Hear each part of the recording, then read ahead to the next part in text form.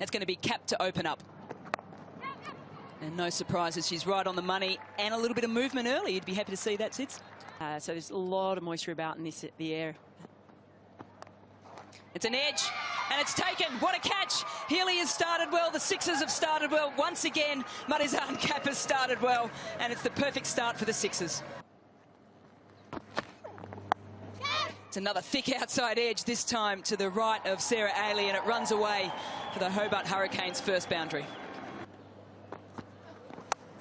It's an edge, and this time it's through. It's between Healy and Ailey, and it is going to race away.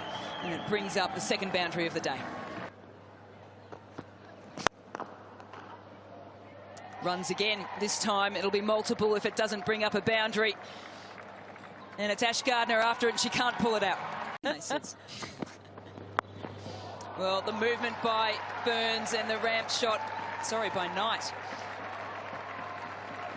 But it makes it fun for us to try and find new ways to get them out. Well, she's gone big on this occasion, and it might sit and plug with this ground with all the water. No, it doesn't. It rolls on. Mid-wicket and square. And it's a catch, and it's taken. Two great catches for the Sixers. One to Healy to start with, and then to Lisa Stalaker. Probably par for them today. Hit firmly, and it's through the field. There's a race on out at the boundary, and the ball wins. Groove now. Satterthwaite goes big again to the same area this time, and it's going to bring up the same result. Beautifully. Well, it's beautifully hit, and it's it. The sweet spot and the sweet gap. So Amy Satterthwaite with pace and worked fine, so fine that it will beat the third man and race away to the boundary. To the short form, having to bowl flatter and contain. It's a chance, and it's taken. So Lisa Stalaker once again doing the trick for the Sixers. She's come on and she's grabbed a wicket, an important one as that partnership was starting to build. By Reeks. Well, it's full and it's given. There you go, the last ball of Lisa Stalaker's spell. She's got 2 wickets in this over, and she is one happy Sixer girl at the moment. She keeps saying they're going vertical. Well, the way she keeps bowling, they might just get through this semi-final as well. Thick outside edge, and it's found a gap. It's racing away. It's Ash Gardner after it, and the ball will beat her. Yeah! Well, they've gone up and they've got her. There it is. It's an inside edge. It was a faint one. I thought she was looking for the stumping there, but she didn't even take the bails off. And she's got up, played on. Disappointment for Hall as she moved across her crease to try and open up the leg side. And once again, we get sick of saying this, Marizan Cap comes on at the time. They've gone straight and they've found the gap. And it's going to be a foot race, and I think for once in this innings, the fielders are going to win out. Coming back for the third, and I think she's got her. Not even going upstairs on this occasion.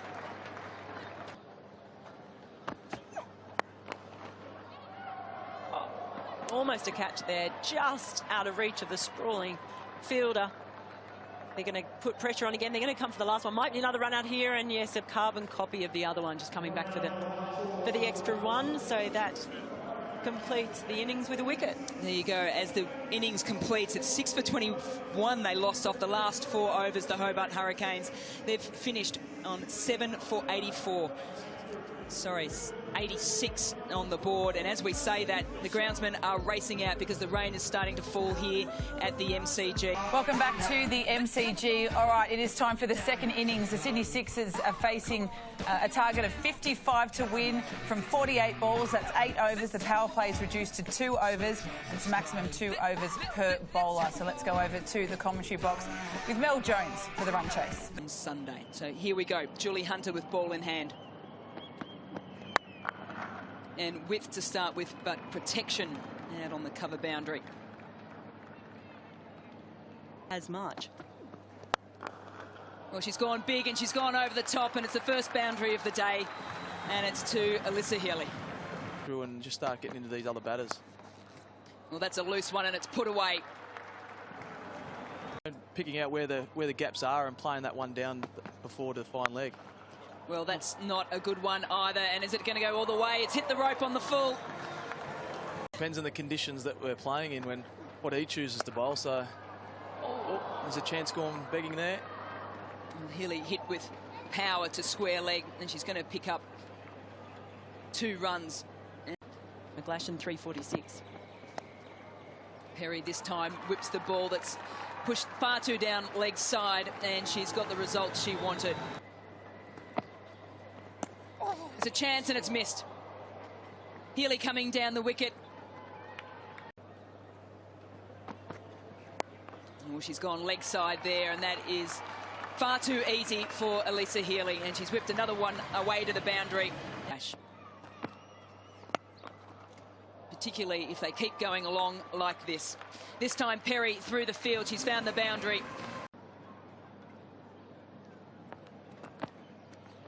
Here the night comes in. Perry advances. She advances and finds the gap, and she brings up the win for the Sydney Sixers. Well, they lost the first 6 games of this Women's Big Bash, and all of a sudden everyone thought they were out of it.